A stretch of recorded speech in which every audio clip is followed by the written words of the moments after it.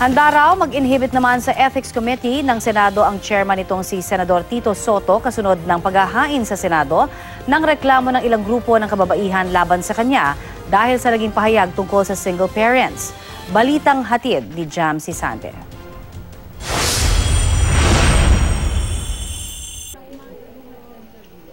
Hindi palalampasin ng mga lider ng ilang grupo ng kababaihan at manggagawa ang sinabi ni Senador Tito Soto na sa lengguwahe sa kalsada na ano lang ang tawag sa mga single parent.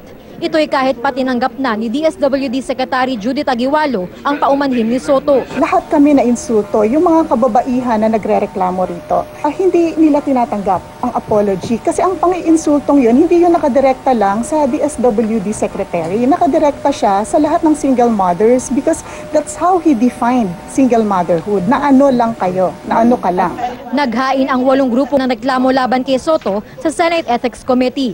Hiling nila, patawan ng karampatang parusa si Soto dahil binabaliwala raw ng kanyang pahayag ang nakasaad sa mga batas gaya ng Solo Parents Welfare Act at Magna Carta of Women. Siya isang public official at inaasahan na siya ang magbibigay at magtataguyod ng mga karapatan ng mga kababaihan sa larangan lalo na kung anong nilalaman ng batas. Dagdag ng grupo, dapat pagsabihan din ng komite ang mga miyembro ng CA, lalo't ang iba tumawa sa sinabi ni Soto.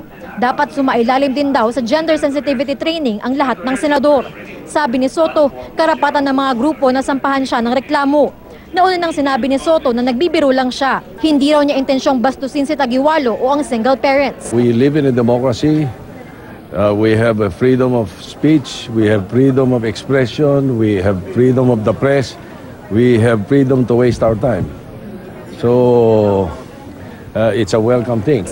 Ang kaso, si Soto rin ang chair ng Ethics Committee. Kaya ang tanong, mag-i-inhibit ba siya sa reklamo? Of course.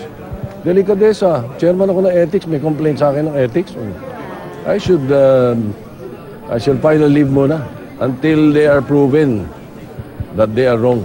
Nangako naman si Senador Ping Lacson, Vice Chairman ng Ethics Committee, na ebidensya ang magiging basehan niya kung sa kanya ipahawak ang reklamo. Dapat pag-aralan mabuti yung ethics complaint. Jam Sisante, GMA News.